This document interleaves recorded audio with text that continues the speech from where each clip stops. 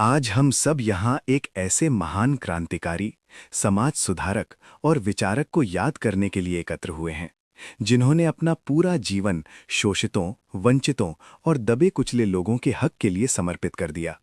मैं बात कर रहा हूँ बाबू जगदेव प्रसाद की। साथियों, बाबू जगदेव प्रसाद का जन्म 2 फरवरी 1922 को बिहार के भोजपुर जिले के कुरहारी गांव में एक साधारण किसान परिवार में हुआ। लेकिन उनका सोच, उनका सपना और उनका संघर्ष कभी साधारण नहीं था।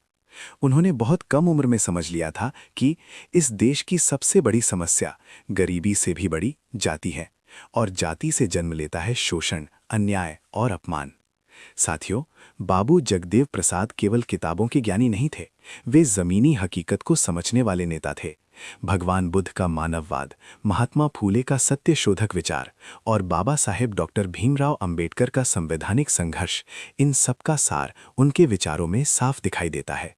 उन्होंने साफ कहा, ब्राह्मणवाद बनाम मानववाद, यानी इंसान इंसान में भेद करने वाली हर व्यवस्था के खिलाफ संघर्ष। भाइयों और बहनों, बाबू जगदेव प्रसाद जानते थे कि सिर्फ भाषण देने से समाज नहीं बदलता, सत्ता बदलनी पड़ती है।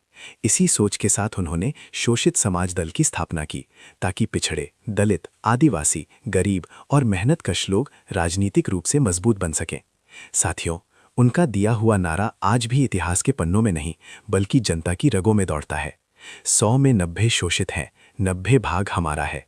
ये नारा नहीं था, ये गुलामी के खिलाफ घोषणा थी, ये अधिकार की मांग थी। लेकिन साथियों, जब भी कोई सच बोलता है, जब भी कोई व्यवस्था को चुनौती देता है, तो उसे चुप कराने की कोशिश होती है।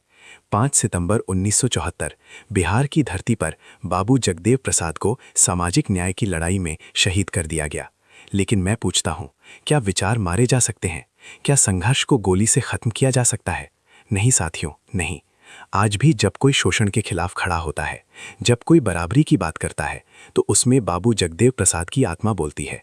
वे आज हमारे बीच शरीर से नहीं हैं, लेकिन उनके विचार आज भी जिंदा है, हमारी जिम्मेदारी है। अंत में मैं यही कहूँगा, बाबू जगदेव प्रसाद को सच्ची श्रद्धांजलि फूल चढ़ाने से नहीं, बल्कि उनके विचारों को अपनाने से मिलेगी।